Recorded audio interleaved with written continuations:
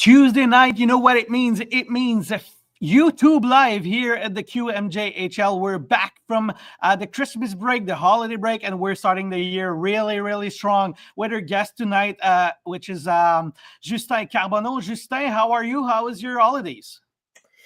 I'm good, and you? Oh, I'm so good. Feeling fresh. Got a little of a time off in the Christmas days, in the holidays, and I hope you did the same. What did you do with your time off? Spent some time with my family. I went to Florida with them for a couple of days, and we watched the Panthers, Florida Panthers, and Miami Dolphins. So it was pretty fun to spend some time with them and watch those games. So yeah, it was a pretty fun moment during Christmas break.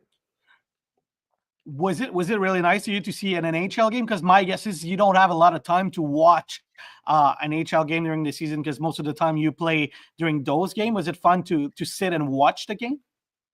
Yeah, it's hard to see a game in real life. You watch it on TV, but it's not the same thing. So yeah, it was pretty fun to watch it there in Florida. Watch all those guys. Like Matthew Tkachuk, Barkov. Watch them play. In real life, it was pretty fun, and to learn from them, but also just they won in overtime, so the arena was going crazy. So yeah, it was pretty fun. Are you able to watch as a fan? Like, can you watch a game just as a fan, or you're always as a hockey player analyzing what's going on the ice? Like, can you put your hockey mind off when you watch a hockey game? I try to do both. Obviously, I always watch a game, and I try to learn from some players or even some structure that they do, power play, PK, all that kind of stuff. But I'm watching it also as a fan. My family are Panthers fans, so they were there to watch them win. But I'm not like a big. I'm a Leaf fan, so I'm not that much of a big Panther fan. But it's fun to watch them. They just won the Stanley Cup, so they're a great team. But I'll try to do both. Yeah. All right. Let me rewind back a little bit. You just said you're a Leafs fans. So as a guy from Quebec, I mean, how this love from the Leafs fan is coming? Like, where does it come from? I think their group, with Marner, Nylander, Matthews, that group when they came in the league, I watched them play, and they were just so much talent, and the arena, just the fans are incredible. So since maybe like 4 or 5 years ago, I started loving them. So I know a guy playing in Montreal, and also being from Quebec. You're a Canadian fan, but I'm not shy to say it. I'm a Leaf fan. So yeah. All right, awesome. So we'll get that clip. If you're drafted this year by the Maple Leafs, obviously it's your draft year. We're gonna come back on that subject a little bit later, because I still want to talk about what happened during the holidays and the Christmas break. Obviously, you said you were in Florida. You watch Panthers, but it was also the World Junior. Did you keep an eye on the World Junior too? Yeah, trying to to watch some games. I came back before Christmas, so I was able to watch it from home with some family. But I know some players on that team, and there's so much talent, from Canada, but also from US and other countries. So for sure, every year we always watch the World Juniors, and this year wasn't our year, but maybe for the next couple of years we'll see. But yeah, I've watched it for sure.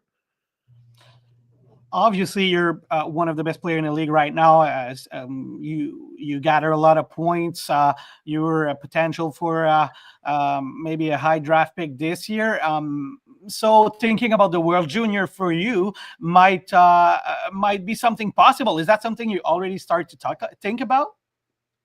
Not at all. I've some people have talked to me about it. How I feel about next year, and what the future holds. But you never know. So it would be an honor to represent my country. But it's not. I'm not here yet. I'm not there yet. So it's still like it's going to be maybe in a year. So would be an honor, but I don't really think about that. My focus on winning a championship here in Blainville, and after that, like I said, it would be an honor to be there, but it's not what I put my focus on. Well, we'll see in the next couple of years what's going to happen. Talking about what happened in the Christmas break, obviously there's a lot of trade that has been made. Maybe one of the biggest trade of the Christmas break was Jonathan Fauchon quitting the Armada and going in Rimouski. Obviously, he's one of the best players in the franchise history. He has the record for most points of the franchise. You've been playing with him the last couple of years. I guess it's a friend of yours. How is it to see him go? It's was not easy for all the guys in the room. For us, yes, Joe was an incredible player, probably one of the best player I've ever played with. You lose your captain, you lose your best player, you lose a guy that's been here for 5 years. It has an impact on the ice for sure, because you have to your offense is change up a little bit. But I feel like there's a part also, as a friend of ours, it was a big loss for us, because he's like I said, he's a leader. He was our captain. So it was a tough loss for us, also in the locker room, because he was appreciated by everybody, and he was leading us. So it's not easy to lose a big part of your team like that. But it's part of hockey. It's business. I feel like there's a reason why he got traded. It's because he's going to win a championship there, and our goal is to remain the same. To win next year. So I think that's gonna help us get there. But I'm happy he's going well. Things are going well for him. But our goal is still the same. Yeah, so you still obviously have a pretty good team this year, but the message that the GM sent in a way is well, let's go as far as we can go this year, because we still have a good team, but we're focusing on maybe winning next year. We're going all in next year. That's what it means, because obviously otherwise you guys would have kept Fauchon. How do you see Rimouski? They made a lot of trade. They had some really good player, including Fauchon. How do you see this team as do you see him as a main contender right now? Oh yeah, for sure they're a main contender, but they've made some big trades. They already had a good team, but they made some good moves. Joe, but also Mateko and other player as well, Lavigne too, and Lou Levesque. So they had good players coming to their team. But I think it's like I said, it's part of junior. You have a year or two to win, and Rimouski, it's they made it clear that this is their year. They have the Memorial Cup, so it's I think it's going to be fun to have the Mem Cup in the league. But we want to be competitive. It's our year is next year, but we still want to be a good team this year, and also in the playoff we want to make our way and just see what happens. But it's they had some good moves, but I feel like we're going to be competitive too. Well, you obviously are really still competitive. I mean, you're still on the team, and you're one of the best scorers of the league right now. You still have like a defenseman like Xavier Villeneuve, who's really good too. Talking about your team, how do you see your team with the new guys coming in? Can you talk to us about the new guys coming in, and maybe the guys that went out, and maybe more the guys that came in?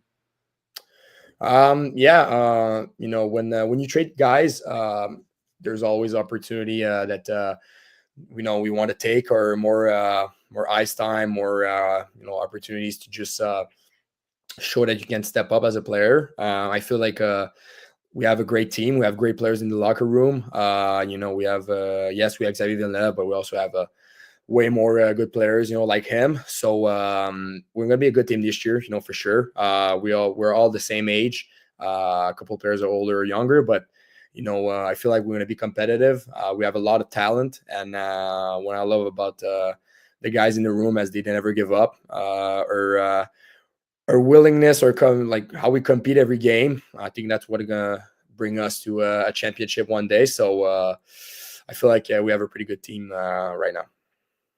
Obviously Fauchon was the captain of the team, losing the captain of the team. Do you have any if there's going to be a captain name till the end of the year? Do you have a scoop for us, or do you think there's going to be a new leader in that room? I feel like I don't have a hint. I don't really know what if there's going to be one, or sooner or later. I don't know, but it's our job. I'm one of the leaders with a couple of guys on the team. That been here for a couple of years. It's our job to step it up for the guys on the team. To kind of take the team and push it to the next level. Because, like I said, when you want to win championship, you need leaders on your team. You need guys to show the way, and that's what some of the guys in the room were trying to. Like Théo Lemieux, we have Manu Charbonneau, l'Italien, a couple of guys that are great leaders in the team. So we're trying to show the way to the younger guys, but also the rest of the group, and try to show them the Armada way, kind of the willingness, being competitive, and all kind of stuff. So Joe showed us, so now it's our turn. Awesome. Talk to me about your season right now. So you're what we call a late in hockey terms. So it's your third season in the league, but it's your draft year. How do you manage being a player under the microscope, because it's your NHL draft year this year? For me, I don't see it like as a different year because it's my draft.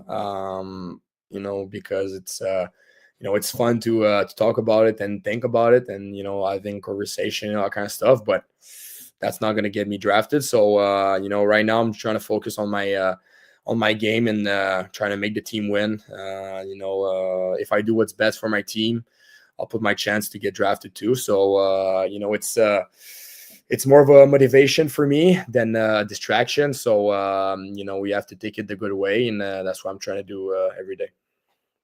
I said you were one of the top prospect looking to the next NHL draft, and the reason I said that is because you were invited to the Canada United States challenge for the best prospect of each countries. Looking back at this event, how is it to be invited, and give us a recap of how you lived this event?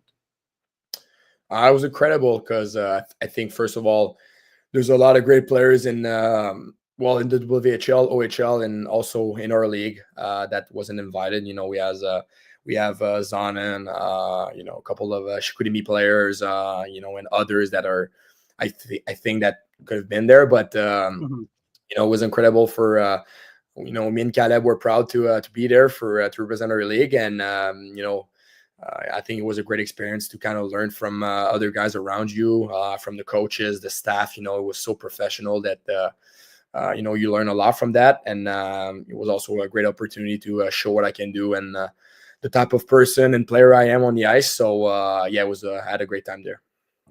So I was there with you guys, and you said you had a great time. You look like you had a great time with Caleb.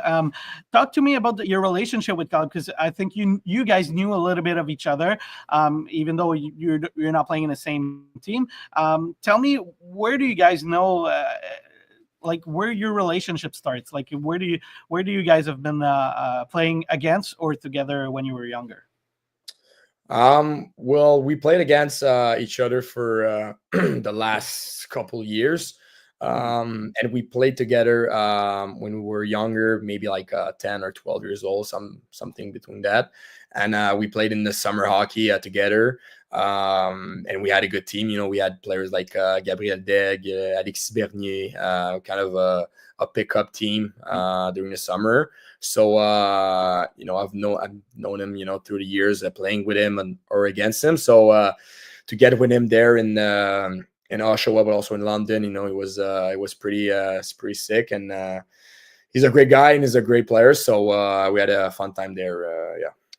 Yeah, you had a lot of fun. We did some fun interviews with you guys too. It's available on YouTube if you're a fan and you want to see it. Caleb and Justin had a lot of fun during a Canada United States interview, actually, and it was really, really, really fun to do. And I'm glad we did it together, and I'm glad you guys, in a moment that is I don't know if we say a lot of pressure, but it's an important moment for every hockey player when you're invited into a prospect game like that. But how did you guys manage to be that relaxed and find a way to have fun in a moment where there's a lot of pressure? I feel like there was no reason to get to be stressed. Yes, it's a big event, and there's a lot of people watching all that kind of stuff. But it's just a good thing for you because it's yeah, you just have to show the player you are, to be confident in what you can bring to your team. And show the person you are with your teammate, but also with the staff and all that kind of stuff. So it was just a great opportunity, and we were treated so well that there was no stress there, and we don't really like the U.S. program, so we trying to show that we're the best development program, and we did. So it was pretty fun. Yeah, even if the United States didn't have all of the best players, all the best prospect, at some point it wasn't even close. So you guys, especially in the first game, got away easily with that game. What was your feedback of your participation over there? Like, did you have scout getting you feedback? Did you have your coach getting you feedback? What was your own evaluation of the event? I feel like I've played I've shown what I can do. I've played my game. I've showed that my compete level.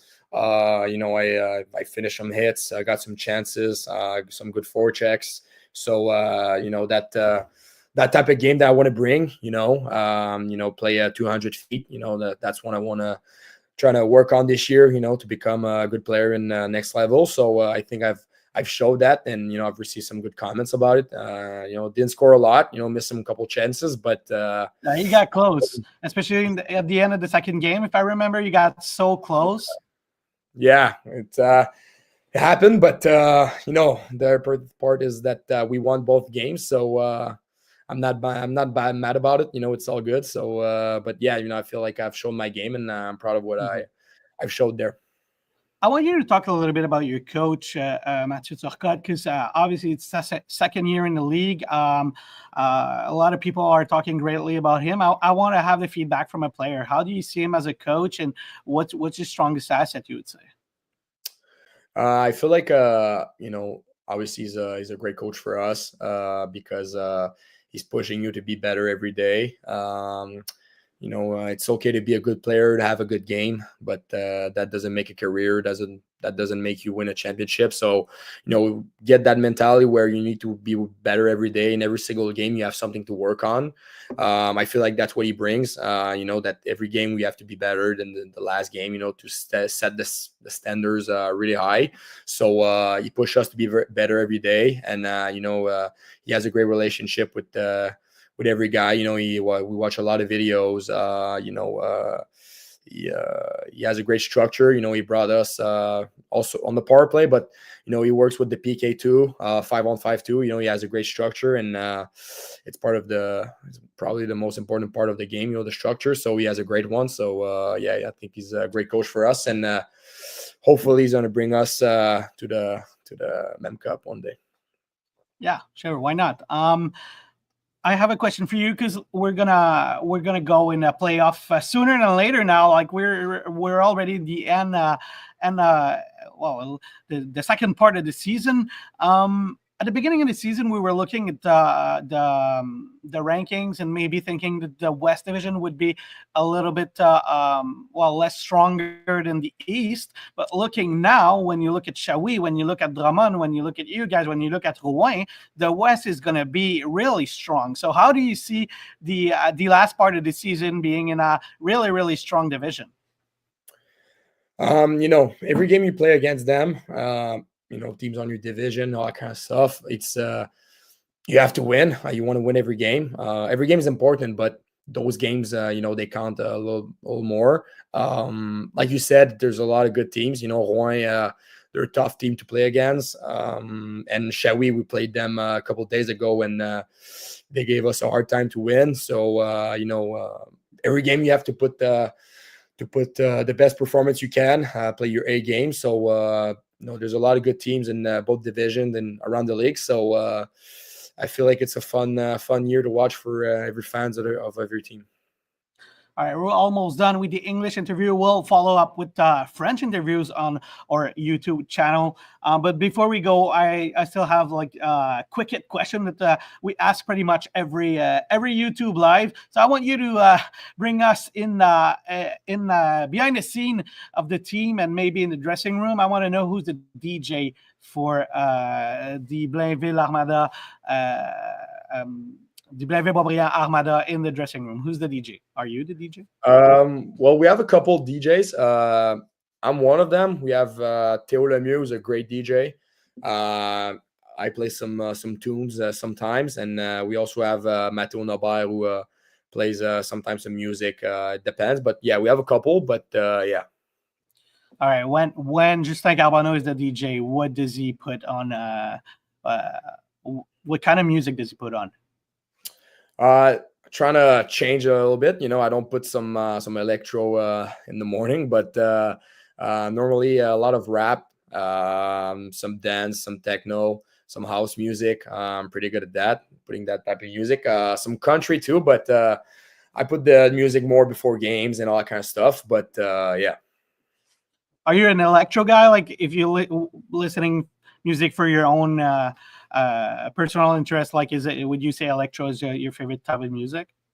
Yeah, I mean house or electro, you can call it. I feel like it's one of my music style. Rap is another one, but yeah, both are my style of music. Any favorite artist, like a guy that you're listening more than others?